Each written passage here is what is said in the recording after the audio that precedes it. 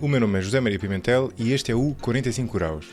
Muito obrigado aos novos mecenas do podcast, Carlos Pires, Ricardo Duarte, Luís Machado, Ricardo Trindade, muito obrigado também à Ana Leal, à Cláudia Gomes Batista e ao João Pedro Travassos. Aproveito também para anunciar que vem aí mais um festival Pods, o festival de podcast que se tem realizado, se bem se lembram, nos últimos anos já, graças ao Márcio Barcelos, que teve a ideia e, mais do que a ideia, teve a capacidade, ou tem tido a capacidade, de pôr em prática esta ideia.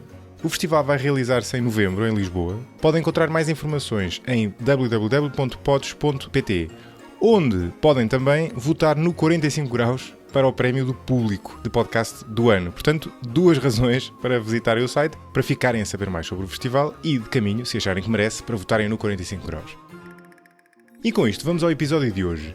Este episódio tem uma história longa, de quase 2 anos, porque mais ou menos desde o momento em que comecei a escrever aquilo que viria a ser o livro Política a 45 Graus, dei por mim com uma curiosidade crescente e um acumular de dúvidas e questões em relação ao processo de edição de um livro, as especificidades do mercado de edição em Portugal, comparativamente com outros países, e os nossos hábitos de leitura, ou falta deles, em comparação com outras geografias. Agora que eu próprio tive uma experiência imersiva enquanto autor de um livro, e portanto que passei por este processo, fui levado a pensar ainda mais nestas questões e surgiram-me ainda mais dúvidas, e por isso decidi que estava na altura de trazer este tema ao 45 Graus.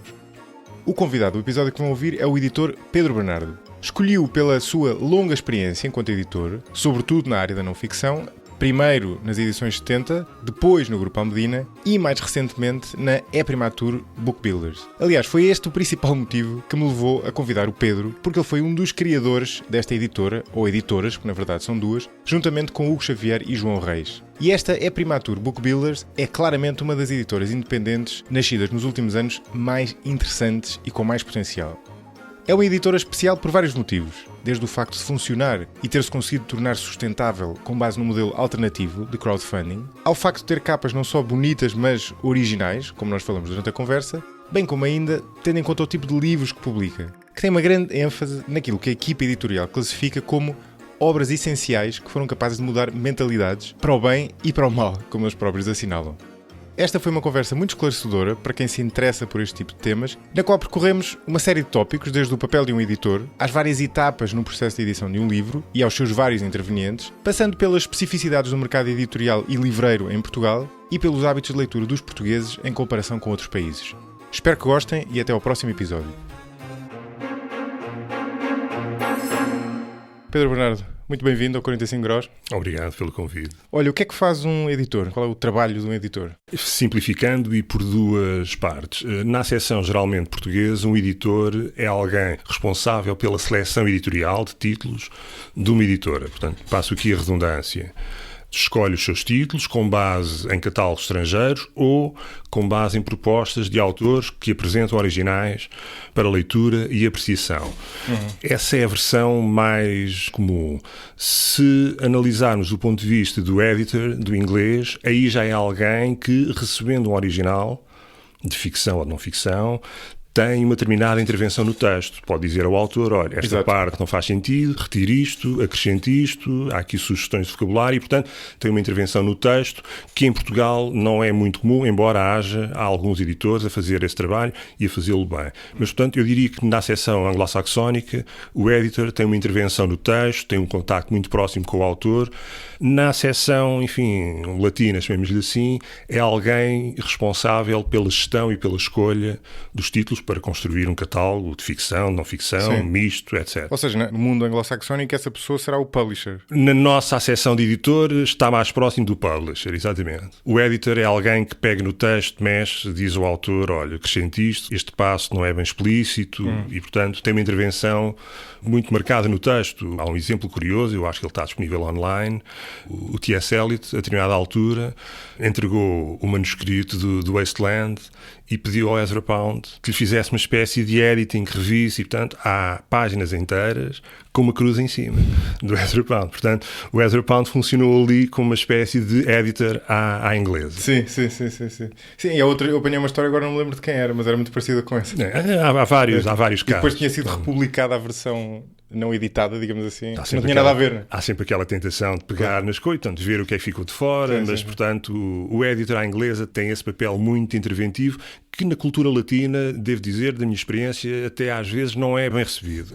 Os autores, enfim, por definição, são ciosos dos seus textos. Pois, portanto... mas era exatamente isso que eu te queria perguntar, porque eu tinha essa impressão, até, enfim, de experiência própria, e a minha dúvida era precisamente essa, é se nós não temos esse editor com o papel mais interventivo sobre o texto por uma questão de escala do mercado, ou seja, a escala ser pequena e não comportar essa função, não é? Porque é uma função que exige tempo, exige formação e uma pessoa dedicada àquilo, ou se é uma questão cultural, não é? Se é das pessoas não levarem a bem e, portanto, nem sequer ser algo que é desejado pelo autor. Não é? Eu diria que é mais uma questão cultural. Nós temos editores a fazer esse trabalho, por exemplo, a Maria Rosário Pedreira. Exato, pois, eu já ouvi o exemplo dela. Na Leia, grande parte da função dela é analisar originais que lhe chegam e depois ela tem um trabalho de proximidade com os autores, novos autores e não só, mas principalmente novos autores, em que trabalha, burila o texto, aconselha o autor. Portanto, e há outros editores a fazer isso. Agora, eu diria que, por exemplo, o Lobo Antunes é menos suscetível de aceitar algumas sugestões de alteração aos seus textos do que um autor em início de carreira. Mas é curioso que eu até ouvi o Lobo Antunes como exemplo de alguém que aceitava essas alterações vindo da editora dele, que entretanto morreu, salvo erro. Ele é conhecido por não aceitar revisões, não é? O que ela disse é que, sim senhor, eu faço, ele diz que sim, mas depois fica tudo na mesma. Ah, é? Portanto, não sabia. Mas o estatuto do Lobo Antunes já lhe permite, portanto, outros folguedos no processo. Mas da minha experiência, e faz parte, quer dizer, é natural que os autores sejam ciosos dos seus textos e, portanto, tenham receio em querer mudar, mas eu acho que tem muito cultural. Mas é curioso porque, enfim, a ficção e a não ficção são bastante diferentes neste aspecto, não é? No sentido em que é mais argumentável que na ficção deva prevalecer a vontade do autor, porque tu podes ter uma idiosincrasia que te torna diferente, não é? E que tem um público para ela, mesmo que possa implicar escrever de uma maneira que não é perfeitamente linear ou que, no limite, até vai contra determinadas regras, não é? Na não ficção é um pouco diferente. Mas ainda assim, sobretudo no caso da não ficção, acho que há um benefício grande que se perde. Eu tenho sempre a sensação, quando leio livros de não ficção portugueses, ou seja, de autores portugueses, eu fico sempre com a sensação de que faltou ali um editor, muitas vezes. Ou seja, de que faltou alguém que explicasse que há um encadeamento melhor das ideias, que há um determinado ponto que não se compreende, por exemplo, ou que é redundante, ou seja, há uma série de coisas que um bom editor percebe e que depois no limite, eu acho, por exemplo, no mundo anglo-saxónico, às vezes até poder-se estar numa fase em que tu passaste para outro ponto em que está demasiado formulaico, não é? Ou seja, os livros parecem um bocado todos o mesmo, mas são inegavelmente muito bem escritos. Não é? A maior parte dos livros de não ficção bons, digamos assim, e que vendem bastantes mesmo para um público mais exigente, são bem escritos, quer dizer, raramente me acontece ter que voltar atrás para ver o que é que a pessoa queria dizer, não é? Concordo. E são apelativos ao mesmo tempo. Concordo. No exemplo nacional, eu diria que há aqui um segundo fator que também pode contribuir para isso, que é a dimensão do mercado e uma questão de custo. Quer dizer, pois, isso é o que eu estava a pensar. A intervenção e esse grau de detalhe de acompanhamento requer tempo e a verdade é que as editoras não têm muita gente. Como todas as empresas do tecido nacional, enfim, ou pelo menos a maioria, os recursos são escassos e têm de distribuir por uma série de coisas e há textos que obrigam a leituras atentas, meses e, portanto, um editor pode não ter tempo para dedicar 1 ou 2 meses a um ensaio ou a um romance. Aqui a distinção é indiferente. Na questão dos romances ou a ficção, enfim, há ali coisas mais de construção romanesca, arquitetura, não se vai tanto ao estilo. Quer dizer, exato. Não sendo, eu fui essencialmente e sou essencialmente um editor de não ficção, mas dos colegas com quem falo, geralmente é isso. Não se vai tanto, mas vai-se por vezes à construção romanesca, diz, olha, veja lá, esta personagem aqui chama-se Manel, mas há 3 páginas era Maria. Há aquelas coisas que o autor está embrenhado no texto e, portanto, pequenas incongruências. E que são mais objetivas também, não é? Exatamente. E uma leitura de fora vê as coisas sempre com outros olhos, necessariamente. Quer dizer, isso faz parte do processo. E terá alguma coisa a ver, porque há aqui um mistério no meio disto tudo, não é? Porque tu falavas agora da questão da escala, não é? No fundo, do mercado poder comportar esse custo. Mas a verdade é que se publica muito em Portugal, pelo menos é a sensação que eu tenho. E que já ouvi isto comentado por várias pessoas. Sim, é verdade. Saem muitos livros. É verdade. Assim, não é? Sai. O que parece um bocadinho contraditório, não é? A explicação possível é que, como não se sabe quais é que vão correr bem, lançam-se muitos, mas também não se vai investir muito em nenhum deles, o que também pode correr o risco de ser um círculo vicioso, não é? Porque se não se investe muito, também tenderão a estar menos trabalhados. É verdade, há vários fatores. Primeiro, a edição é, por definição, um negócio sem barreiras à entrada. Portanto, eu monto uma editora no T2, quer dizer, escolho os títulos, é tudo subcontratado, paginação, tradução, revisão, impressão, armazém, logística, tudo. É um negócio sem barreiras. Portanto, e há ao lado muito romanesco das pessoas que gostam de edição e há muitas pequenas editoras que funcionam sem o objetivo do lucro. Portanto, há muitos casos desses. E, portanto, isso significa que há muitas editoras a publicar. Algumas só com 2, 3 títulos por ano, outras com 100, 200, 300, 500. Portanto, é um mercado muito diversificado.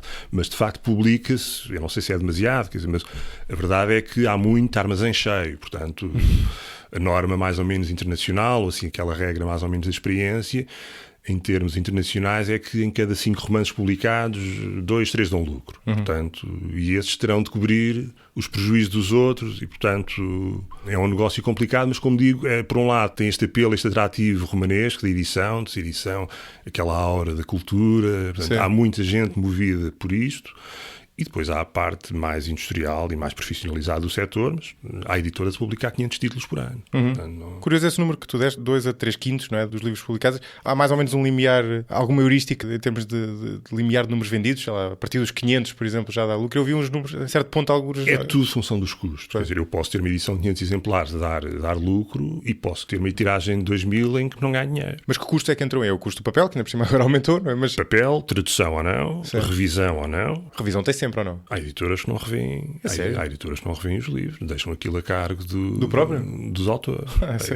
Eu dispenso de apresentar nomes, mas sei que capaz de não resultar muito bem. Sei que há casos desses, portanto, não mesmo tem... com revisão, já é o que é muitas vezes. Exatamente, portanto, não tem o custo de revisão, mas, portanto, tradução, se tiver, revisão, design de capa, impressão e depois armazenamento, logística e os custos de estrutura do próprio negócio, quer dizer, há sempre ali uma margem que tem de ser imputada. Portanto, no caso desta crise do papel, quer dizer, as contas são fáceis de fazer. A edição, ao contrário de outras indústrias, não pode imputar indefinidamente o aumento dos custos no preço final, porque há um teto para os preços. Quer dizer, eu posso pôr um livro à venda por 40 euros, quer dizer, arrisco é que ninguém o compre. Isto significa que este aumento vai comer a margem do negócio. E não sei se isto para muitos editores é sustentável, já nem digo a médio prazo. Editoras que já tenham, por exemplo, as margens muito cortadas, portanto, a falar em alguns casos de 20%, 30% de aumento do papel.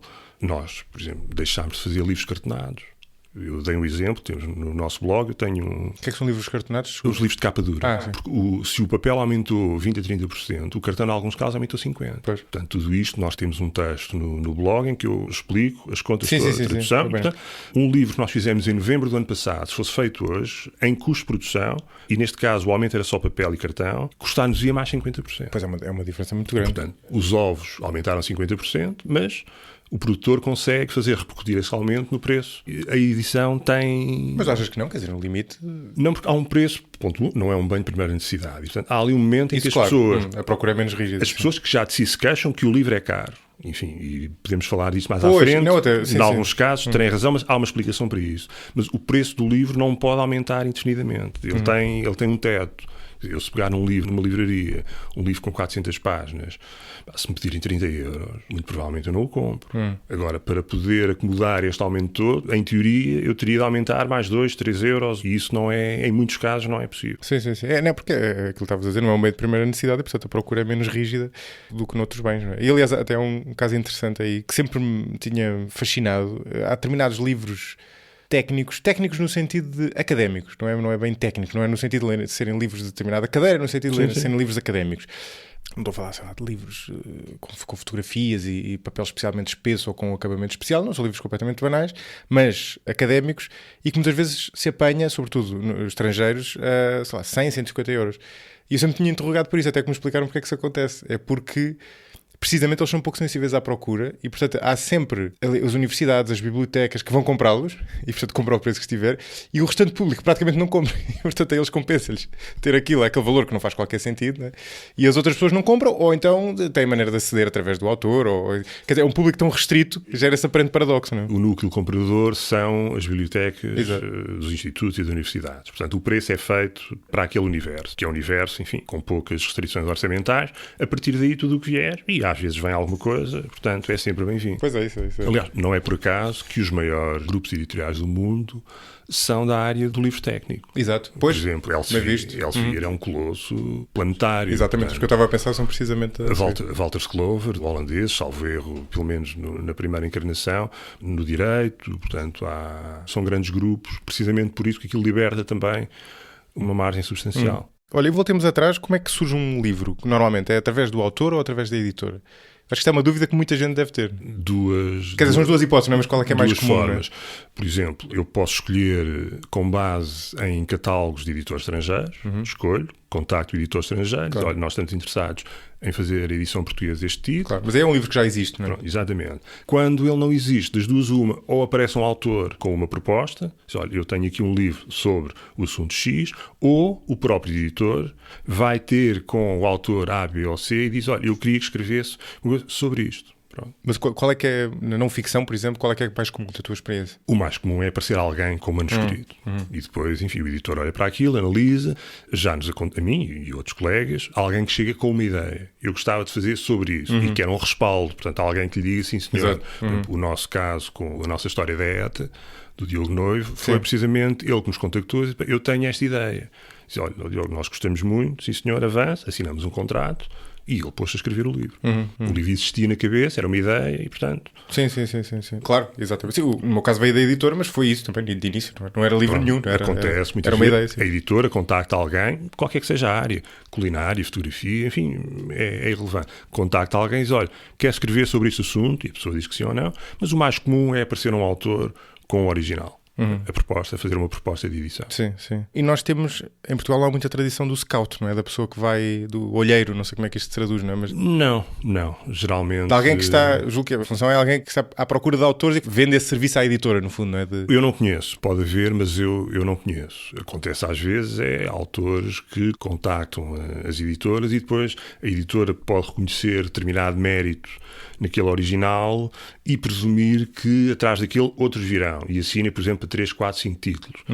E o autor fica amarrado, entre aspas, contratualmente. Sim. Portanto, os próximos a escrever estão reservados para aquela editora. Mas há casos, por exemplo, de editores que publicaram 4 obras de um determinado autor e aquilo não vendeu. E ele muda de editora, publica um quinto e é um best-seller. Sim? Acontece. Algum exemplo que tocou? Julgo que aconteceu com a Dulce Maria Cardoso, se a memória não me falha. Acontece, quer dizer, não há uma explicação. Claro. Não é necessariamente fruto do mau trabalho do editor anterior, não é necessariamente fruto de um trabalho excepcional do novo editor. Às vezes há ali uma conjugação. O tema, por exemplo, um tema que há 5 anos não interessaria a ninguém, mas agora é uma coisa oportuna, tem mais leitores, pronto. E tu já há bocado deste uma pista nesse sentido, mas eu imagino que nem todos os autores sejam fáceis de gerir. Que características é que tornam mais difícil ou mais fácil a tua experiência para um editor, não é? Não, os autores são um espelho da natureza humana, como nas outras editoras. Há bons e há maus, há boas pessoas, há más pessoas. Mas há padrões? Ou seja... Não. Quer dizer, é natural, o único padrão que eu diria, e nem sei se lhe chamaria um padrão, é que são, e eu percebo, são ciosos do seu texto. Portanto, e voltando atrás, culturalmente tem alguma resistência a que se lhe mexa no texto. Mas falando com as pessoas, explicando, na maior parte dos casos as pessoas aceitam, agradecem, mas há casos em que não. Raros, mas há casos em que não. Mas não há, quer dizer, é um espelho da natureza humana, enfim, estamos a falar de autores, podemos estar a falar de canalizadores, eletricistas, é a natureza humana, portanto, há boas pessoas, más pessoas, mas eu percebo que tem resistência a que se mexa no texto, porque o texto é uma criação intelectual e, portanto, é natural que as pessoas sejam ciosas desse mesmo texto. Há textos, por exemplo, em que o editor praticamente não mexe, coisas muito bem feitas, acontece. Há outros em que aquilo dá mais trabalho. Eu lembro-me há uns anos, ainda estava na edição 70 e apareceu-me lá uma autora com um texto, aquilo técnico, com pedagogia, enfim, era uma coisa com interesse, mas ela aparece com 600 páginas. Diz, olha, senhor, o assunto, sim senhor, a nós interessar-nos-ia, mas isto é demasiado grande para aquilo que o mercado consegue comportar e pagar. Mas eu não tiro uma vírgula ao meu texto. Não, minha senhora, então... Lamento, mas a nossa reunião acaba aqui. Não valia a pena continuar. Portanto, ela já estava de tal forma pré-condicionada a não aceitar nada. Portanto, aquilo não iria correr bem. Ia ser uma coisa muito antagónica, confrontacional, que não interessa a ninguém. Mas isto, enfim, como digo, é a exceção. Do que eu sei, geralmente as pessoas aceitam, com maior ou menor resistência, mas aceitam e aquilo acaba. E às vezes também há um viés também lá está, da natureza humana que... A nossa área interessa-nos muito mais do que aos outros, não é? Portanto, nós achamos que tudo aquilo é essencial. Exatamente. E isso também pode criar um problema até na comunicação. Eu tenho sempre a impressão que em Portugal há pouca tradição de comunicar para fora da nossa área, sobretudo se for uma área especializada, não é? E académica, e portanto as pessoas têm dificuldade em soltar-se até desse jargão. E depois também a própria gramática às vezes não ajuda, porque digamos que é pouco direta muitas vezes, não é? E isso torna difícil quem não estiver habituado a isso. E aí eu acho que os editores, eu falava disto há bocadinho, Acho que os editores podem ter um papel importante, precisamente a fazer essa quase conversão. Sim, sim. E muitas vezes o livro pode ter uma boa matéria-prima, mas resultar completamente impenetrável para quem está a ler, ou então uma seca, a falta de melhor expressão, não é? Eu vejo isso mais nos textos que vêm da academia. Sim, pois, exatamente. Sim, era isso que eu estava a referir. Na ficção, do que me vai chegando em conversas com colegas que trabalham, e com o meu próprio sócio, o Hugo Xavier, que tem o pelouro, enfim, chamemos assim, da ficção na editora, o que eu vejo é autores mais novos. Se eu tivesse que apontar uma falha, entre aspas, é a falta de vocabulário. Isso nota. Curioso. Nota-se. Nota-se. Enfim, já não, e o nosso padrão já não é aquilino, quer dizer, mas nota-se, em muitos casos, uma falta de vocabulário. Isto na ficção. Na não ficção, no ensaio, vejo que muita coisa que vem da academia vem com uma sintaxe muito colada à sintaxe anglo-saxónica, e eu atribuo isto à necessidade de ter que produzir conteúdo científico em inglês para publicação em revistas estrangeiras, etc. Noto que a sintaxe está muito aproximada do inglês. E depois noto, e mais uma vez uma coisa mais cultural, enfim, de alguma escola francesa, que é as pessoas confundem complexidade ou ininteligibilidade com profundidade de pensamento. Exato. Não são necessariamente sinónimos. É isso. E, portanto, nesse aspecto, os anglo-saxónicos têm uma tradição mais clara. A escola francesa, enfim, de que nós somos em parte, sim, herdeiros, tem... Há ali assim há um culto da opacidade, não é? Exatamente. E aquilo, a nota de rodapé, eu recordo-me há anos de um texto que me chegou, aquilo tinha que ver com estética, educação, e aquilo era de um doutorado. Não havia 2 linhas sem uma nota de rodapé, com uma citação. Portanto, aquilo na prática o que era? Aquilo do próprio não tinha nada, eram só ideias dos outros. Quer dizer, isto não chega. Sim. E volta a dizer, de um doutorado, já não era de alguém em início de carreira. Não, mas aí o doutorado funciona ao contrário. Mas, portanto, aquilo essa cultura de reverência pela... Tudo aquilo estava estribado em ideias dos outros. Quer dizer, agora do próprio não havia ali nada. Sim, já não sei quem é que me contava, eu estava a ter esta conversa com alguém recentemente. Acho que até era depois, já temos combinado esta gravação, ou seja, não aconteceu por acaso. E essa pessoa, já não sei quem era, que me estava a contar que estava de um livro, acho que de Direito precisamente, e a essa altura chegou a uma página que era só nota de rodapé. Era um fim de capítulo que já só tinha nota de rodapé. No direito acontece muito. Aliás, o direito é, na academia, eu diria que é o pior caso. Sim. Um livro de direito a passos é ininteligível. O problema é que aquilo depois extravasa para a legislação, para a produção das leis. As leis não são claras. Eu dou sempre 2 exemplos. Quer dizer, um cidadão comum, ou mesmo um licenciado ou isso, que recebe em casa uma notificação de um tribunal ou da autoridade tributária, tem que ler aquilo 3 e 4 vezes para perceber. Portanto, aquilo é a antítese de uma comunicação clara e eficiente. Eu recordo sempre, há uma norma não escrita na administração pública norte-americana em que deve escrever-se para o contribuinte, para o cidadão, de forma clara e inteligível. Nós estamos a transformar-nos o cidadão não percebe o que lá está. Sim, é pouco democrático até, não é? Aquilo, quer dizer, com consequências graves. Por exemplo, uma pessoa, já nem digo um analfabeto, com 4ª classe, enfim, com uma cultura geral menos robusta, olha para aquilo, lê, não percebe nada. Não percebe nada, inclusive não percebe os prazos que tem para reclamar ou qualquer coisa e pode deixar passar um prazo. Portanto, tudo isto tem consequências na vida das pessoas e chegamos a um assunto básico, devia ser básico, que era clareza de linguagem. Nós somos a antítese disso, e as faculdades de Direito são, quanto a mim, muito culpadas disto. Sim, absolutamente. Eu acho que lá está, o mercado não deve ter, não terá dimensão para isso, mas os editores podiam ter aí um papel precisamente de conversão dessa maneira de escrever, que é assim que eu acho que mais ou menos todos trazemos da escola, não é? Claro que a Faculdade de Direito talvez seja o pináculo disso, mas todos trazemos essa maneira de, muitas vezes arrevesada, pouco direta. Vou dar a minha experiência, eu trabalhei 10 anos no Grupo Almedina, e o core do Grupo Almedina é publicação de Direito, livros de Direito, e das minhas colegas que lidavam com o Direito, quer dizer, não há liberdade para intervir no texto. O texto chega ali com uma aura referencial. Então, se for de um catedrático de Direito, nem uma vírgula se mexe, mesmo que ela esteja mal posta. Portanto, há ali uma referência, não se consegue, e as instruções vinham de cima. Quer dizer, eu falo, as pessoas querem às vezes, mas é uma questão havia, de ego, não é? Sim. Exatamente, não havia autorização para mexer numa vírgula que fosse. Isto é o exemplo supremo do argumento da autoridade, mas que tem o efeito contrário. Sim. Olha, voltemos ao processo de edição. Nós já falámos do papel do editor no sentido da pessoa que tem a ideia do livro e decide aquilo que vai ser publicado. Na outra vertente, de mexer mais no texto. Que intervenientes é que há mais no... O editor recebe a proposta de edição ou escolhe. Pronto, a partir dali, vamos seguir um exemplo de um livro com tradução, pronto, em que há mais uma etapa na produção. Eu escolho um livro e quero traduzi-lo. Pronto. Tenho de contactar, evidentemente, um tradutor, assino com ele um contrato que define as condições dessa colaboração, remuneração, prazo, etc., consequência, não cumprir os prazos, cláusulas punitivas, etc. Um contrato igual a outros tantos. E, portanto, o tradutor compromete-se e traduz o texto. Quando ele traduz o texto, entrega a tradução e a editora entrega aquilo. Se tiver um departamento interno de revisão, entrega a esse departamento, mas se for uma editora de pequena dimensão, há de ter revisores com quem trabalha em regime de recibo verde. Portanto, entrega aquela revisão para ela ser revista. O revisor faz o seu trabalho, devolve o trabalho ao editor, o editor geralmente dá uma vista de olhos para ver qual foi o tipo de intervenção do revisor e faz chegar esse trabalho ao tradutor, que depois concorda ou não.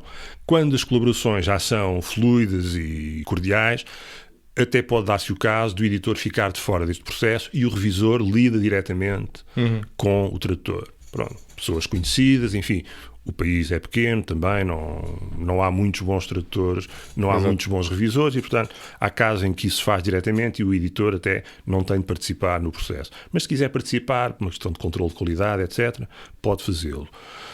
Tudo feito, sim senhor, aceitaram as revisões, aceitaram as sugestões, pega-se nesse original. Nesta fase trabalhamos, em princípio, trabalha tudo em Word, em fecheiro de Word. Pega-se nesse fecheiro de Word e entrega-se a alguém, ao paginador, para o paginar segundo o modelo, pode ser um modelo já pré-definido se for um livro de coleção, olha, queremos feito assim, e vai para paginar. Paginado, o editor recebe aquilo que se chama as primeiras provas. Essas provas vão ou ao revisor, ou é o próprio editor, ou o departamento da editora que lê essas provas. Se houver emendas, devolve ao paginador, lança essas emendas. Pronto. Entretanto, paralelamente a este processo, em teoria já haverá uma proposta de capa, em que o editor se sentou com o designer e diz, olha, vamos publicar um livro sobre isto, título e tal, nós queríamos uma coisa neste género, ou se for um texto de coleção, já existe uma matriz e, portanto, há ali depois pequenas variações, cor do título ou isso. Mas, portanto, há alguém a fazer o design de capa. E com o autor ou sem o autor? Com o autor, que é sempre um processo melindroso, porque cada um tem o seu juízo estético. Claro. E eu tive só um caso de um autor que deixei de publicar porque não aceitou a proposta de capa. E foi deselegante nos comentários. O livro estava paginado, havia contrato, e, então, sendo assim, foi preciso resolver o contrato. Foi o único caso até hoje. Curioso.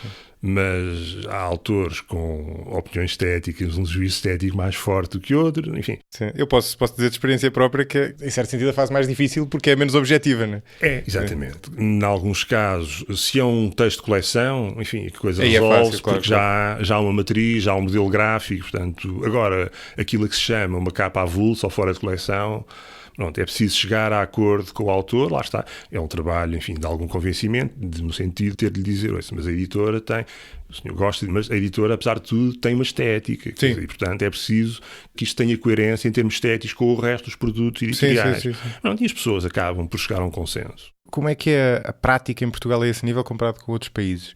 Porque lembro de falar a certa altura com a minha primeira editora, que era na Bertrand, que era a Bárbara Soares, e dela comentar que em Portugal nós éramos um pouco mais conservadores do que noutros países nas capas, ou seja, às vezes tu tens assim umas capas muito revezadas, revezadas, muito originais, digamos assim, e às vezes até com cartoons ou coisas que aqui há a percepção de que pode tornar o livro menos sério, digamos assim. Portanto, esta é uma tendência, não sei se tu partilhas. Depois outra tendência que é quase em sentido oposto, é que hoje em dia, por exemplo, no mundo anglo-saxónico, há uma tendência para ter capas muito cruas, muito simples, só com as letras em grande, sobretudo estou a falar da não-ficção, que me parece, eu nunca li isto em lado nenhum, mas parece-me quase a exaustão deste modelo, quer dizer, a certa altura já se tinha testado tantos moldes que se passou a uma coisa mais despida, não é? Uma coisa mais minimalista, que no fundo se foca muito no título. Isso também provavelmente também não é irrelevante para isto, a tendência para usar subtítulos, que é uma tendência das últimas décadas, não é? Tens um título qualquer chamativo e depois tens o subtítulo que explica. Parece quase uma contradição, mas são duas tendências que eu não encontro bem em Portugal, não é? Tanto a mais original de usar muitas vezes desenhos para ilustrar uma capa de não ficção, estou a falar, porque não ficção é um pouco diferente, como esta mais minimalista, não é? Devo dizer que não concordo. Do que eu conheço, temos bom design, temos muito bom design editorial em Portugal, premiado, de vários quadrantes. E eu acho que o problema da edição é que quando nós falamos de edição é demasiado abrangente, porque ela vai desde o livro de culinária ao livro infantil e, portanto, aí não concordo. Não sei se foi o ano passado, há 2 anos, houve design premiado em Bolonha, que é uma feira do livro infantil. Portanto, nós temos de tudo. E volto a dizer, temos bom design e design premiado. Premiado também nos livros de adultos, digamos assim, na ficção e não ficção. Há casos giros, tipo a Tinta da China, tem umas edições interessantes e distintivas, sobretudo. Tem. É um trabalho da Vera Tavares que é exatamente distintivo. Criou ali claramente Há muito poucas editoras em Portugal em que, se eu entrar numa livraria a 20 metros, eu já sei qual é, olhando para a capa a 20 metros, eu sei qual é a editora. A Tinta da China é uma delas. Portanto, a Síria Alvim era outra. E hoje, enfim, quero acreditar que a Primatur também estará a aproximar disso, sem falsas modéstias. Mas, por exemplo, eu quando estava no Grupo Almedina trabalhava com a FBA de Coimbra, que tem muito premiados, portanto, em vários géneros, ficção, não ficção, portanto, e não só, há outros. Portanto, eu acho que o que nós fazemos pede messas ao que se faz no resto do mundo. Em alguns casos... Acho que é a primeira vez que alguém usa essa expressão aqui no podcast. Pede messas. Mas é uma boa expressão. Eu acho que é verdade. E o que eu noto em algum tipo de ficção mais generalista é que há a tendência para as capas se tornarem muito parecidas. Aí, em algum segmento da ficção, eu noto essa tendência. Que é uma coisa que já vinha, por exemplo, via-se muito naqueles best-sellers aeroporto, aqueles paperbacks, aquele formato pequeno, aqueles layouts gráficos, aquilo eram variações, mas aquilo era tudo, é uma fórmula testada, portanto, e de sucesso. Em alguns casos é isso que acontece, mas acho que se consegue fazer e faz em Portugal com ilustração, sem ilustração, trabalhando muito a tipografia. Por exemplo, o João Bicker, da FBA, tem uma coisa feita na fenda, que para mim é um trabalho, em termos de design editorial, é uma coisa fabulosa, que ele, com 2 cores, o vermelho e o preto, e em artes gráficas, o branco não é cor, é ausência de cor. Portanto, com 2 cores e um tipo de letra, ele conseguiu criar uma identidade de uma editora. Letras, os títulos em círculo, maiores ou menores, enfim, efeitos. E aquilo estava muito bem feito. E, portanto, há de tudo em Portugal, há do melhor, e, portanto, eu confesso que não... Boa. Não, mas isso é bom, e, sobretudo, enfim, se é algo positivo, também é bom assinalar, não é? Há editoras que tentam esse design mais clean, mais despojado, precisamente porque ele vai contra a corrente com aquela profusão de cor com que nós somos bombardeados quando entramos numa editora. Isso, uma livraria. Uma livraria, exatamente. Isso até ajuda porque aquele título, pela sua sobriedade, acaba por se destacar relativamente aos demais. Exato. Pois, eu acho que tem justamente a ver com isso. E em Portugal, como é que nós comparamos com outros países ao nível dos livros que se vendem, não é? Das tendências, sei lá, vendemos mais ficção do que noutros países, proporcionalmente menos, vendemos mais ou menos autoajuda, mais ou menos ensaios, quer dizer, como é que... Eu não conhecendo... É possível que não existam dados que permitam essa comparação, não é? Não existem, mas estamos a falar de muitos países, mas, enfim, do que eu vou vendo e do que sei, o mercado português não é muito diferente de outros mercados. Além de géneros, eventualmente, porém a questão em termos de formatos, que era para fazer a ponte com o livro de bolso. Aí sim é que... Nós temos pouco livro de bolso, não é? Temos, por uma razão também é fácil de explicar, é a escala. O livro de bolso, para ser barato, a tiragem tem de ser grande. E o problema é que o mercado português não aguenta grandes tiragens para determinados géneros. Pois é, exatamente, eu sempre tive essa dúvida. Porque os nossos livros, a impressão que eu tenho é que têm pouca variação no formato, não é? Temos aquele... Normalmente o livro típico em Portugal é um livro que tem aquela... É de lombada fina, mas... que dobra, eu não sei como é que isso há de ter o nome técnico, não é? Mas que... Em média, são chamados livros de capa mole, e o formato mais ou menos padrão é um 15,5, portanto estamos a falar 15,5 centímetros de largura, ou 15 por 23,5, 24 de altura. Portanto, isso é um padrão mais ou menos universal. Sim. Mas que é uma capa que dobra, não é? Tem ali uma lombada... Porque há edições em que não dobra, não é?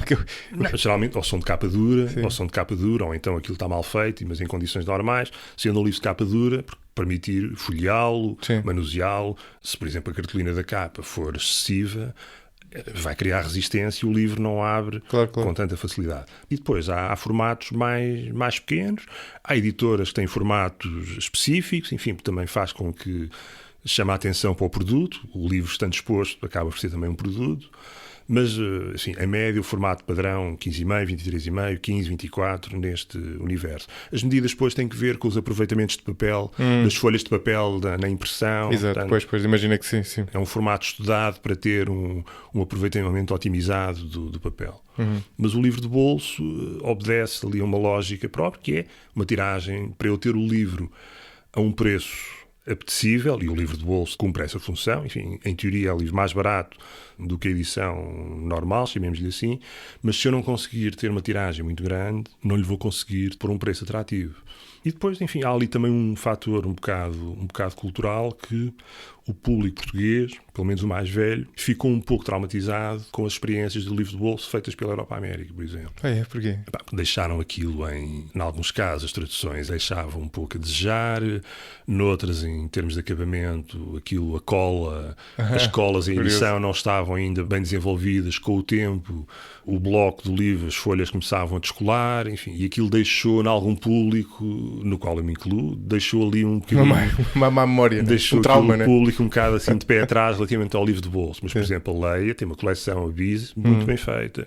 A Bertrand também, um 11-17. Nesse aspecto, as coisas lentamente estão a melhorar. Mas estamos muito aquém do que se faz noutros países da Europa, onde há coleções gigantescas de livro de bolso a preços... Pois, exatamente, justamente. A preços apetecíveis. E qual é a tua visão em relação aos livros digitais? Eu faço esta pergunta porque em Portugal os dados indicam que se lê...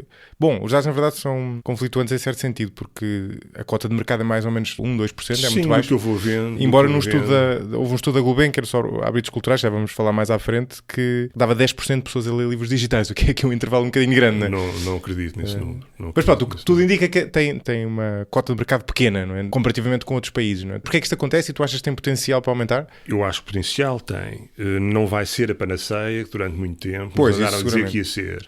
Mesmo nos outros países, enfim, nós durante muitos anos fomos bombardeados com estatísticas do livro digital que era preciso ler com alguma reserva.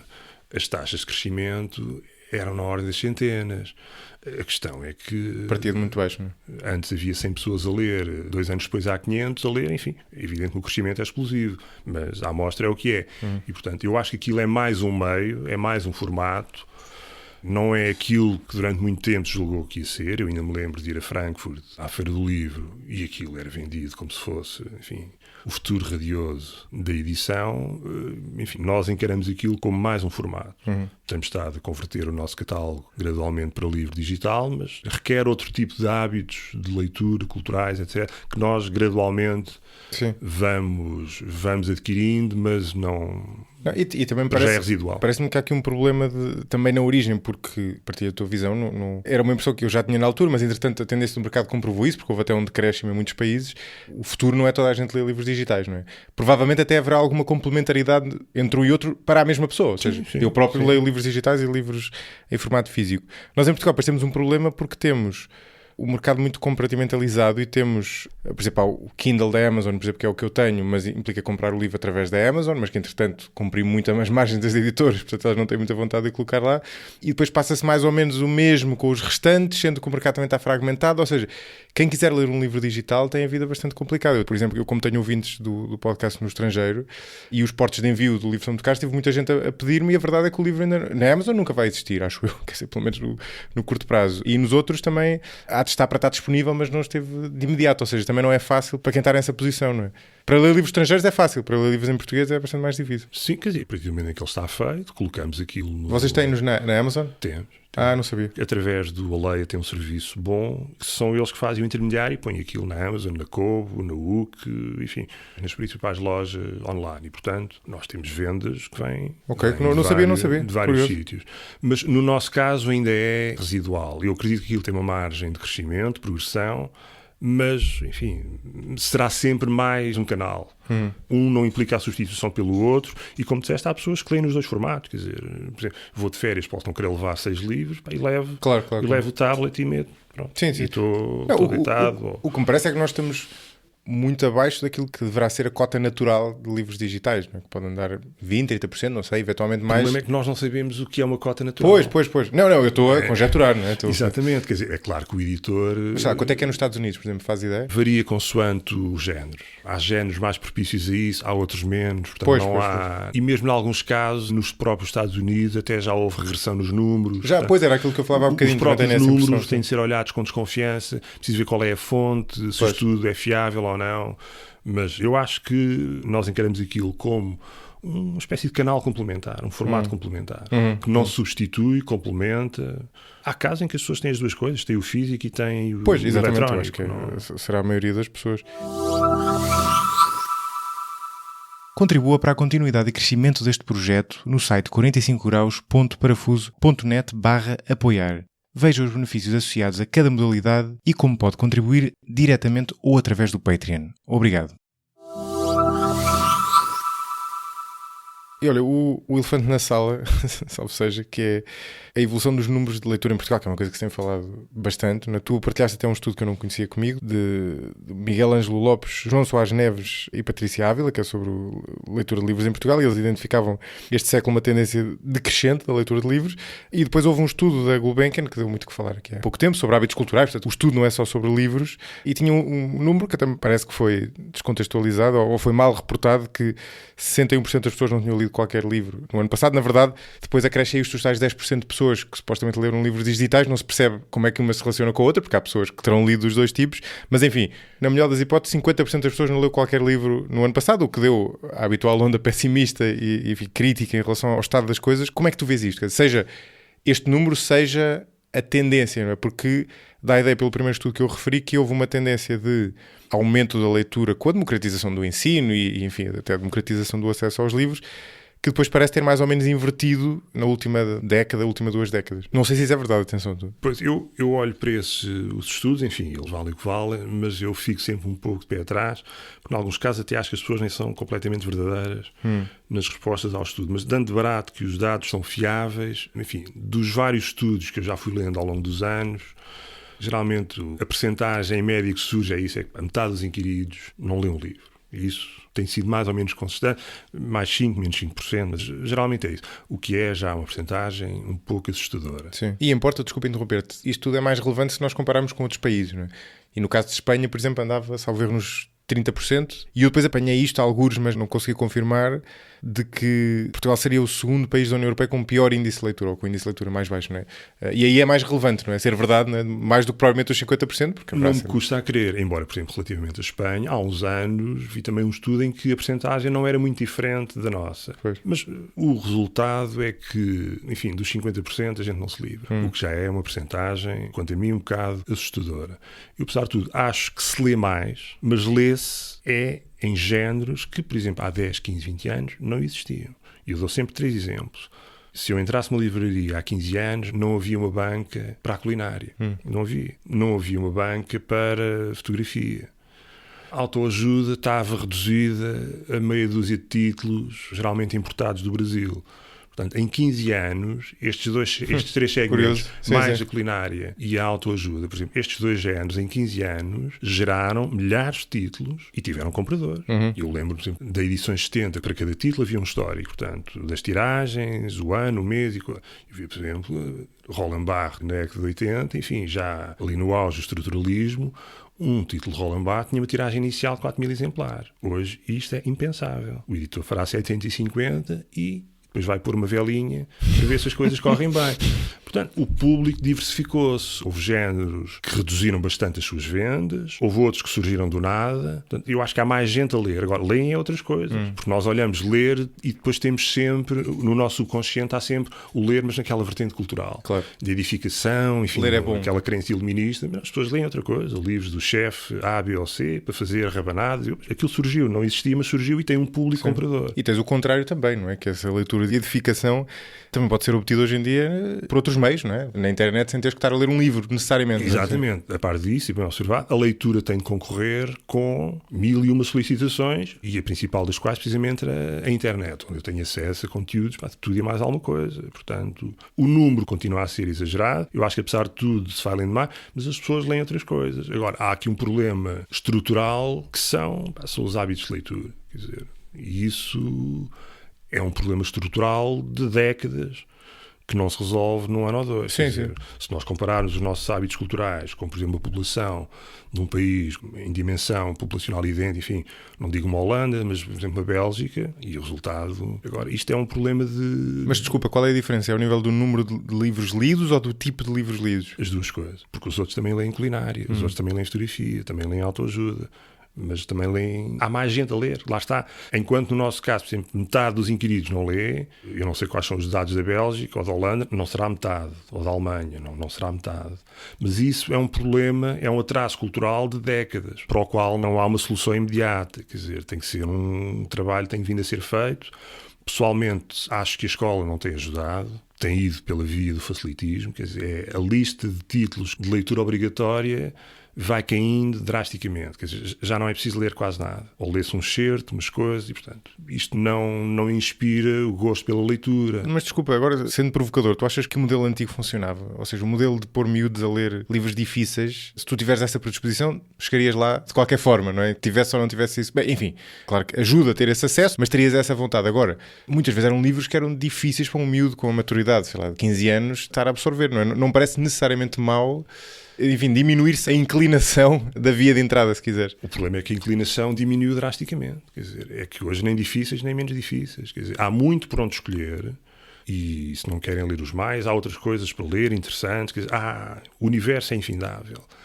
Agora, eu não partilho a visão da escola meramente lúdica. Quer dizer, ela tem de ser lúdica, mas há ali uma altura em que a conquista do saber requer algum sacrifício. Aliás, por definição, o miúdo não quer estar na escola. O miúdo quer estar a brincar. Sim, claro, não quer estar fechado numa sala de aulas, ou ouvir um professor que para ele é um chato.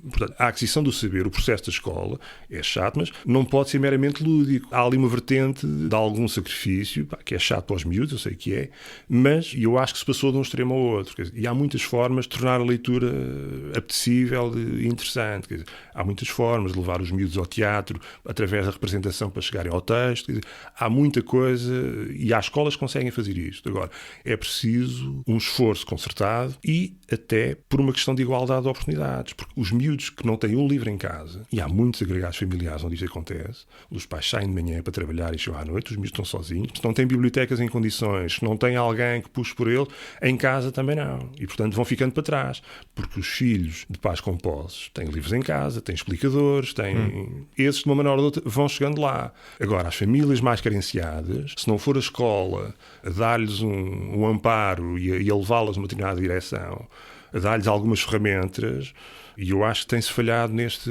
aspecto. Mas tu achas que a resposta, por exemplo, para o miúdo que não tenha livros em casa, é muito difícil que ele ganhe a paixão pela leitura a ler Fernando Pessoa ou Aquilino, não é? Mas lê outras coisas, ele vai para a biblioteca, ou mesmo consoante essa, a idade, então ele pode ler outras coisas. Pode ler Sofia de Mel Braine, eu tenho enteados, uma adora ler, tem 11 anos, Sofia de Mel Braine, adora aquilo. O mais velho, 14, ler nem é obrigado. Pronto. E crescidos exatamente no mesmo contexto cultural, há duas coisas opostas, mas têm livros em casa, têm a possibilidade. Agora, se não houver, onde é que há? Só há na biblioteca. Portanto, e há outras coisas, podem não ser coisas mais complexas, outros textos, que depois podem requisitar, podem levar para casa, mas, portanto, o papel devia ser este agora. Mas há, curiosamente, uma tendência de que se fala pouco.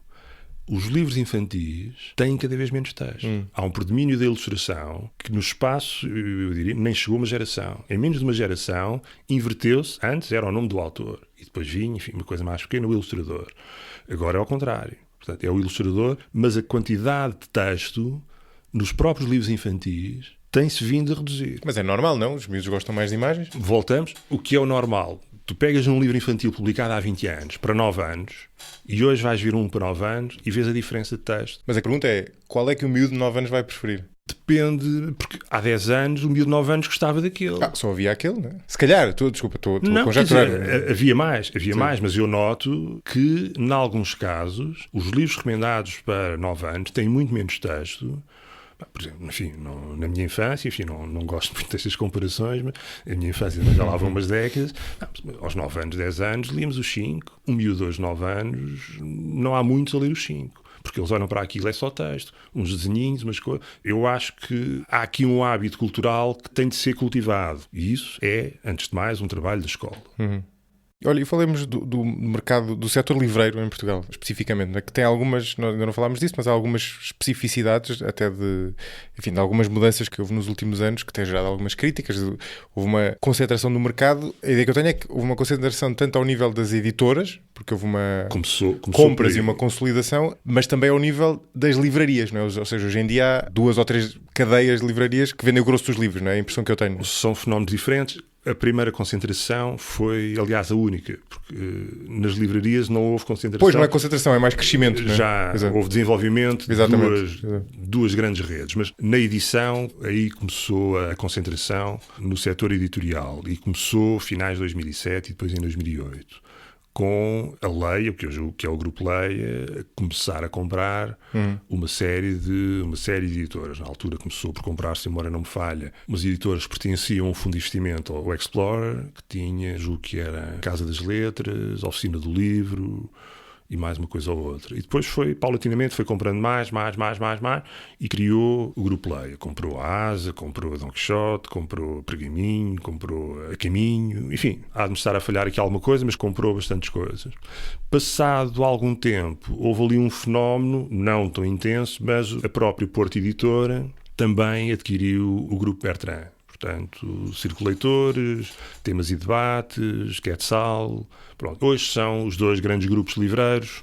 São estes, pois, enfim, numa dimensão secundária temos a Almedina, com edições 70, Almedina, Minotauro, Atual. E depois, enfim, temos a Presença, Marcador, Jacarandá. E depois, enfim, Tinta da China, pequenas editoras, já está num patamar abaixo. Portanto, temos de faturação, temos o Grupo 2020, que é um case study curioso, porque em 10 anos conseguiu consolidar-se como um dos maiores grupos. Começou como Book Smile, de livros infantis, foi crescendo, e em 10 anos, parte do capital foi adquirido pela Penguin, e pronto, é um caso interessante, porque fez em 10 anos o que muitos demoram, às vezes 20 e 25. Pronto, foi uma estratégia pensada e conseguiu os seus objetivos. Na parte do retalho livreiro, o que nós temos é, hoje, dois grandes grupos, que é a FNAC e as livrarias Bertrand. E depois as superfícies comerciais. O Continente, nomeadamente, não é, que também vende livros. Pronto, eu geralmente esqueço-me sempre Mas é preconceito teu. Porque nós não fornecemos, por uma razão, aliás, várias. De facto, é um... E acho que é um tipo de livro específico, não é? Tem um peso, em alguns casos, tem uma cota de mercado, em alguns casos, significativa. Sim, mas, por exemplo, acho que posso dizer isto, o meu livro está ou esteve no Continente e foi uma parte residual das compras. E eu apanhei-o várias vezes lá, portanto não era para não estar, simplesmente lá não era comprado, digamos assim. Para alguns grupos é um canal que se calhar pode representar 40% das vendas. Pois. Para alguns grupos não é despiciente. Nós, por uma razão porque aquilo obriga a aumentar a tiragem, depois os livros vão e vêm, prazos de pagamento mais ou menos draconianos, os livros quando vêm danificados, portanto há ali uma série de razões que fizeram com que nós e provavelmente também não iam vender particularmente por lá, não é? Sim, não colocássemos lá os livros, mas para muitos colegas nossos é um canal importante e portanto a não subestimar. Mas em termos de redes livreiras temos estas duas. Depois temos a Almedina, temos uma rede ali de 10, 11 livrarias, a UC, uma loja online que funciona. Mas que é do grupo da Porto Editora também, da verdade. Precisamente, exatamente, à Porto Editora. E depois temos, enfim, aquilo a que se chamam os pequenos livreiros, enfim, não gosto muito do nome, mas é o que é, ou há quem preferir a designação mais pomposa, livreiros independentes. E estes últimos, a verdade é que têm vindo a perder peso e têm vindo a perder consistentemente ao longo dos anos, por razões diversas. Eu há uns anos vi uma análise que tinha sido feita por um diretor comercial de uma editora, que era os 10 maiores clientes, por exemplo, em 1985, e 10 maiores clientes 20 anos depois. Não havia um nome que se repetisse. 10 maiores clientes, livrarias. Para a editora, quem são os 10 maiores clientes? Primeiro eram 10 livrarias. 20 anos depois, não havia um nome que se repetisse. Portanto, isto significa que a entrada da FNAC primeiro e depois a consolidação das Bertrands, em alguns casos, pulverizou o pequeno retalho livreiro. Sim.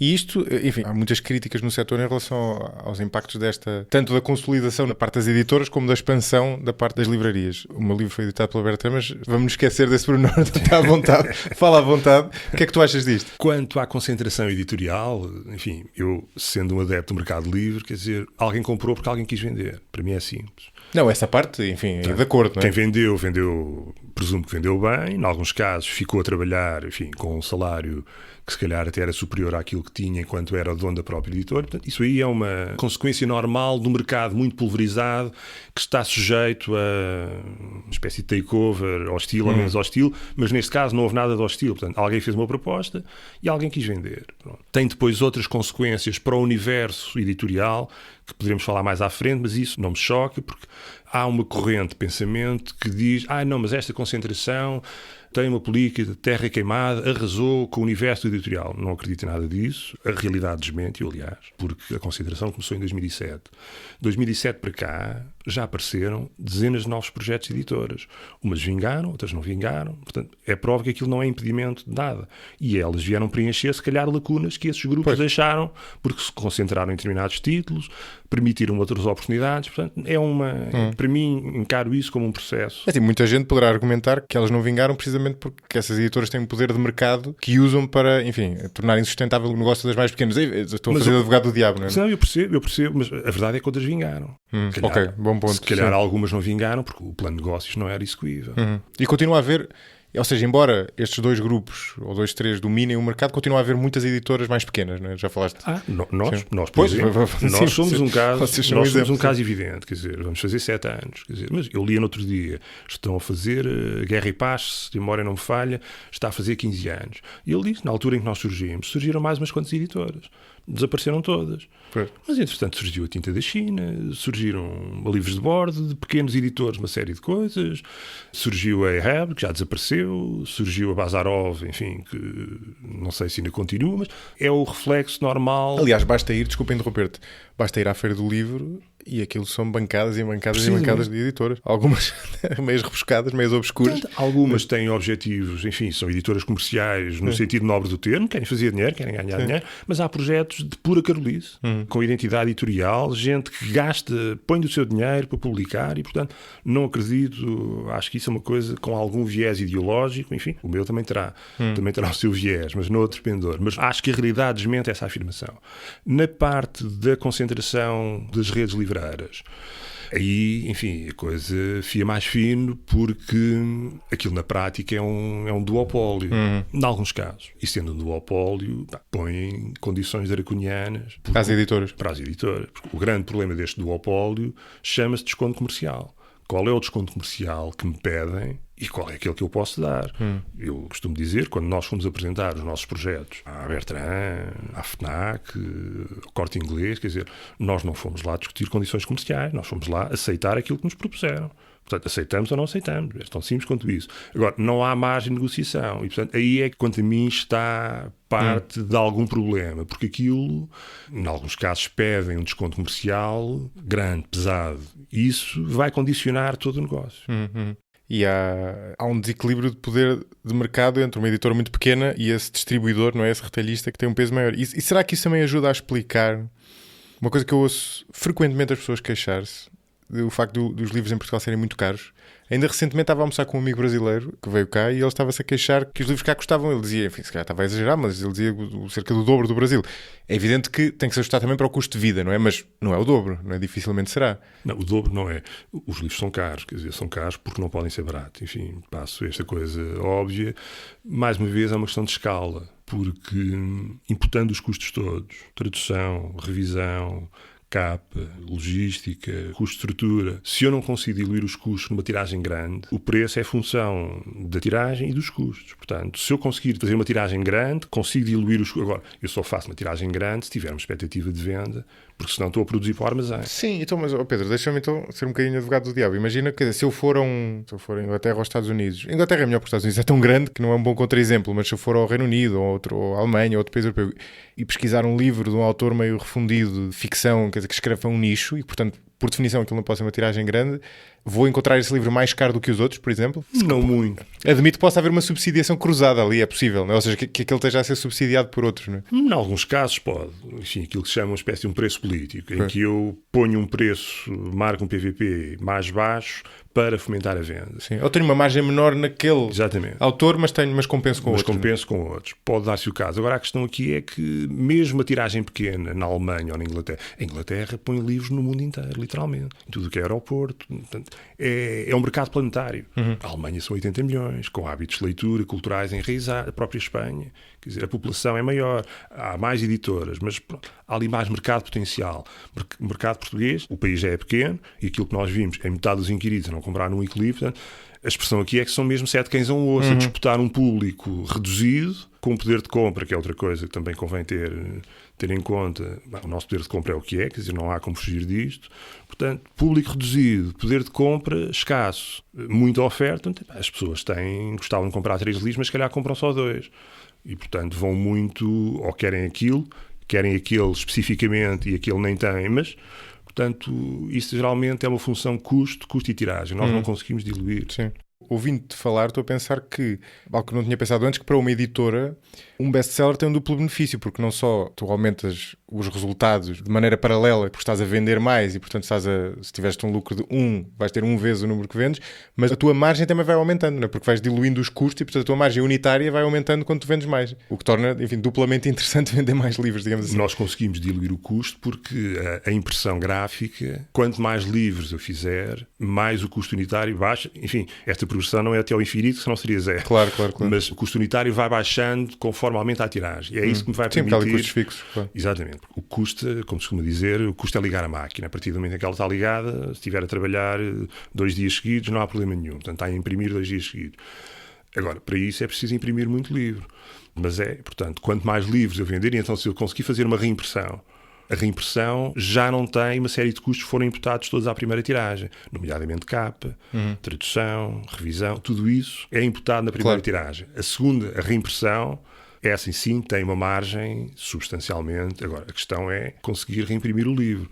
Eu lembro-me de um caso há uns anos, de um editor francês, um pequeno editor, que teve a fortuna de ter escolhido, antes de ser prémio Nobel, um chinês, o Mo Yuan. Ganhou um prémio Nobel e depois foram falar com o editor francês, todo contente. Até o que é que isto significa? Eu nunca mais esqueci da frase dele. É o fim das dívidas. Porque aquela explosão de vendas do prémio Nobel permitiu-lhe angariar uma série, faturar e ter margem, receita, para resolver mas nunca mais esqueci da frase dele. Foi o fim das dívidas. Sim, curioso. E em Portugal sente-se esse efeito também? Efeito Nobel? Ou seja, um determinado autor recebe o prémio Nobel? Ou seja, é um efeito suficientemente grande, não é? Eu digo isto porque o Nobel é, em certo sentido, uma coisa de nicho, não é? Quer dizer, não é... mas sente. Porque, apesar de tudo, enfim, as pessoas... Tem notoriedade, sim. Exatamente. Tem um capital de notoriedade, um capital simbólico que tem uma consequência prática.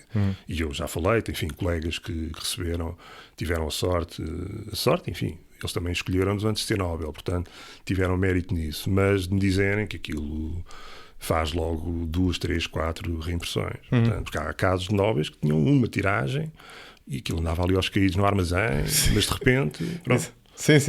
Vem dar uma segunda vida ao livro. E que vida? Portanto, não é uma vida normal, é uma vida plena. Sim. Olha, eu pus um tweet para as pessoas fazerem sugestões de perguntas e houve várias, eu ainda não falei de nenhuma, mas vou falar agora de uma da Ana Martins. Isto é só para incentivar as pessoas a fazerem mais perguntas para a próxima vez. Eu já mais ou menos depreendo a tua resposta, não é? A pergunta dela tinha que ver com o papel que o Estado pode ter nesta atividade, não é? Subentende-se que tu consideras que o Estado pode ter um papel em pelo menos minorar esse efeito do duopólio do lado das livrarias. Do lado das editoras, conceptualmente até se entende que há um valor social, se nós quisermos, mais amplo, que editoras focadas exclusivamente em capturar valor económico não vão criar. Eu compreendo isso, mas o teu argumento, pelo que eu entendo, é que na prática não é necessário haver quase um patrocínio estatal, porque há suficientes pessoas que, ou pela carolice ou pelo gosto, acabam por ir fundando editoras e, portanto, no fundo não nos falta essa diversidade. Podia faltar em teoria, mas na prática não falta. Ou seja, não falta quem pegue em autores diferentes. Por formação ideológica, sou um bocado avesso a determinado tipo de intervenção estatal. O Estado, quanto a mim, o papel que deve ter, e não já o tem, é nas escolas. Portanto, acho que devia começar por aí. Já tomou uma decisão em tempos que nunca foi revertida e que tem um impacto significativo. Ou melhor, se ela fosse alterada, teria um impacto draconiano, que é a questão do IVA. O livro tem o IVA a 6%. Eu também não acho que ele deva estar isento de IVA. Não acredito nisso. Por outro lado, o Estado tem uma editora, chama-se Imprensa Nacional Casa da Moeda, que, quanto a mim, enfim, tem um papel a desempenhar, mas tem-no feito de uma forma um bocado esquizofrénica. Porque eu vejo lá coisas que não fazem sentido numa editora como a Imprensa Nacional Casa da Moeda e sei de uma série de projetos que deviam estar a fazer e não fazem. Pronto. Em alguns casos, fazem concorrência a editoras comerciais. Portanto, há lá títulos e autores publicados, poderiam estar, e em alguns casos, o mesmo autor está publicado noutras editoras. Portanto, eu não percebo por que razão é que foram publicados pela imprensa nacional. Pois, e aí coloca uma questão de potencial escolha política que é Quando o escrutínio. há uma série de coisas que falta fazer na edição portuguesa que deviam ser feitas pela imprensa nacional Casa da Moeda, por exemplo. Não há uma edição crítica, por exemplo, das obras completas do Camilo. As obras completas de Aristóteles demoraram anos a ser feitas e começaram a ser feitas pelo Departamento de Filosofia da Faculdade de Letras de Lisboa. Portanto, havia ali uma série de coisas a fazer que nunca foram fazendo, mas para mim o Estado já está mais ou menos, ou já sabe o que é que deve fazer. Eu acho é que devia fazê-lo melhor. A questão do IVA para as editoras é importante. E, por exemplo, se ele passasse para 13 ou para 23, ia ser uma chatice. Mas o Estado financia muito a produção académica. Mas muito, muito dinheiro. Através da FCT, as bolsas da FCT dão todos os anos origem a muitos, muitos livros. E estamos a falar de centenas de milhares de euros em não sei quantos projetos. Portanto, o Estado também, depois, se o projeto é meritório ou não, enfim, isso são contas para outro rosário. Mas através da FCT, por exemplo, e enfim, e verdade, cumpre dizer que no primeiro ano da pandemia, para editoras abaixo de um determinado volume de faturação, o Estado comprou diretamente X mil euros de livros, para depois distribuir para bibliotecas. Mas isso foi uma situação excepcional, de emergência. Portanto, eu acho que o Estado sabe o que é que deve fazer, acho que em alguns casos está a fazê-lo mal. Olha, e um tema que não tem nada a ver com isto, mas que não cobrimos há bocado. Eu tenho a sensação de que há uma maior dificuldade de integração do mundo lusófono, nomeadamente do ponto de vista de Portugal, com o Brasil, obviamente também incluiríamos aqui Angola, Moçambique, Cabo Verde, do que existe claramente no mundo anglo-saxónico, não é? E não há dúvida nenhuma, mas também até em certo sentido no mundo hispânico. Eu ainda no outro dia estava a falar com o Diogo Novo, tu falavas há bocadinho, e ele falava de como os jornais espanhóis, o El País, salvo erro, tem até uma edição na América Latina, autores espanhóis são editados na América Latina e vice-versa, sem necessidade de alteração da escrita. Os portugueses, eu sei que muitas vezes também são dessa forma, mas isso é visto muitas vezes como dificultando as vendas. E a verdade é que já ao longo das décadas já houve vários projetos de tentar unir, não é? Criar pontes nomeadamente entre Portugal e o Brasil, que me parece sempre terem sido difíceis, não é? Ter sido pouco execuíveis, não é? Qual é a tua visão sobre isto? Achas que há... Ou seja, primeiro concordas com esta minha visão, não é? Podes discordar, e achas que há potencial aqui? Quais é que são os desafios, não é? No caso dos PALOP, vamos separar o Brasil dos países africanos. No caso dos países africanos, há ali, quanto a mim, 2 ou 3 obstáculos. Enfim, por exemplo, as editoras do livro escolar têm filiais, chamemos-lhe assim, em Angola e Moçambique. Tem lá pequenas editoras para produzir o livro escolar, enfim, têm lá algum enraizamento. Fora isso, o que havia e há são alguns importadores que levam para lá. Agora, estamos a falar de mercados muito pouco evoluídos. Em alguns casos, sem livrarias, quer dizer, poder de compra muito fragmentado. E depois, contrariamente, por exemplo, ao universo hispânico, em que os processos independentistas foram todos, enfim, a maior parte no século XIX, portanto, já há ali relações de séculos consolidadas, enfim, nem foram processos tão antagónicos. O nosso ainda está ali recente e, portanto, há sempre ali alguma resistência. Mas estás a falar dos países africanos ou já do Brasil? Não, no caso espanhol tem ligações muito fortes e já de séculos com... Sim, mas porquê é que não existe entre Portugal e o Brasil? Por exemplo, a independência o Brasil foi mais ou menos contemporânea. Foi, só que o Brasil tinha os seus problemas e, entretanto, tornou-se um mercado muito, muito protecionista. Portanto, resiste muito à importação. É essencialmente um mercado muito protecionista. Tudo demora muito tempo a desalfandegar, etc. Eu sei que a Leia, por exemplo, teve lá um projeto que aquilo acabou por não vingar. Sei que a Tinta da China tentou construir lá uma espécie de Tinta da China Brasil, mas não sei em que molde é que aquilo se tem vindo a desenvolver. Não tenho vindo grandes notícias sobre aquilo, portanto, permitiu também fazer uma ponte e trazer autores brasileiros para Portugal, mas o inverso não resulta. Temos a questão da língua, podem criar o acordo ortográfico que quiserem, quer dizer, mas implementado, uma coisa que nasce torta, nunca mais tem direito. E, portanto, há o problema da língua, quer dizer, não... Em alguns casos era preciso adaptar os textos. Tudo isto são pequenas pedras na engrenagem. Em África, são mercados pouco desenvolvidos, quer dizer, não têm, sem poder de compra, sem rede livreira. O que há são operações, precisamente, em parceria, acredito, com os governos, para produzir o livro escolar. Foi alguém que veio buscar editoras a Portugal com know-how para fazer aquilo. Sim, claro, mas esse é mais top-down, digamos assim, não é? Sim. Pedro, terminamos com a tua recomendação de livro, mas antes disso até te queria perguntar uma coisa que não tínhamos combinado, mas me lembrei ao ouvir-te falar. Não sei se queres deixar alguns bons exemplos, digamos assim, ou seja, se queres salientar alguns bons exemplos, seja ao nível das editoras, seja ao nível das livrarias, seja ao nível de autores, que te pareça que faz sentido referir. De editoras, enfim... Para além da Primatur.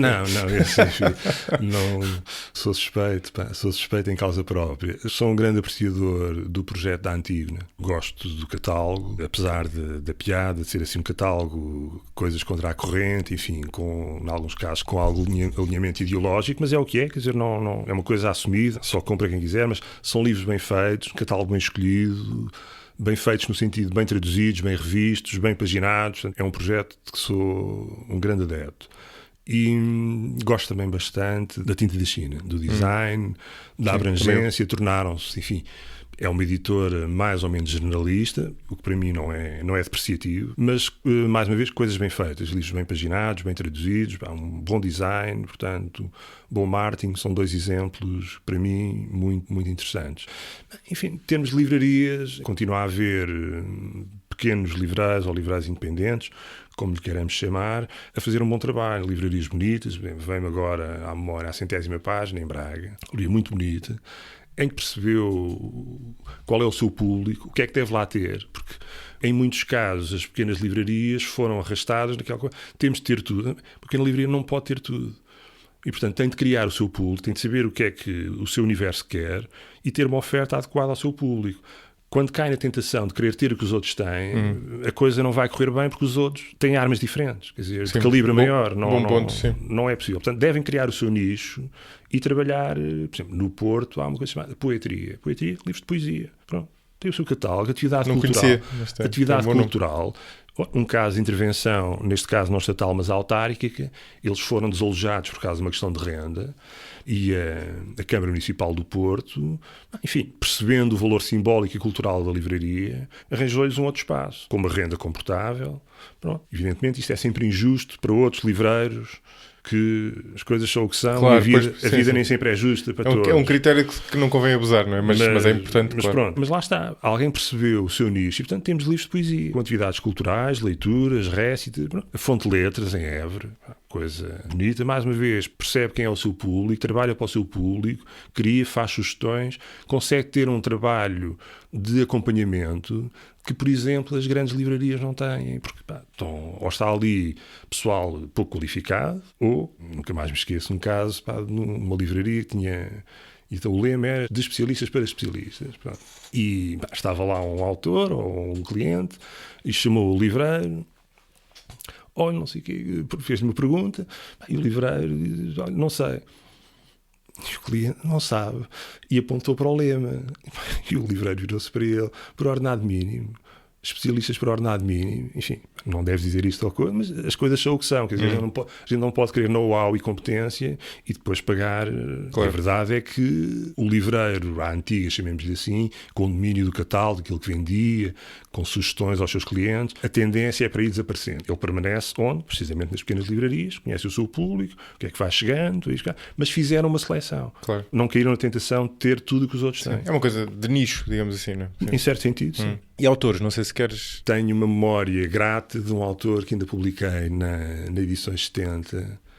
Ele faleceu há coisa de 2 anos, que foi Robert Fisk. Robert Fisk ele foi correspondente do Times e esteve em Portugal depois da Revolução, em 75, e depois foi colocado em Beirute, e logo em 75 ou 76, e portanto esteve lá até morrer.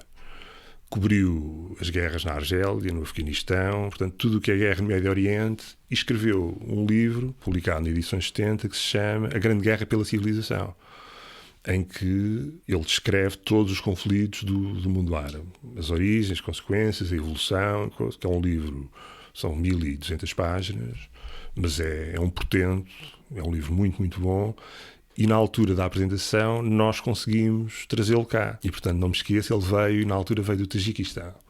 Com a escala em Istambul, Robert Fisk era uma joia de pessoa, simpaticíssimo, com uma cultura geral enormíssima, mas simpaticíssimo. E portanto andámos a fazer aí o press tour, com televisão, rádio, jornais, depois íamos almoçar assim, nos bons restaurantes, ele apreciador, peixe fresco, adorava aquilo.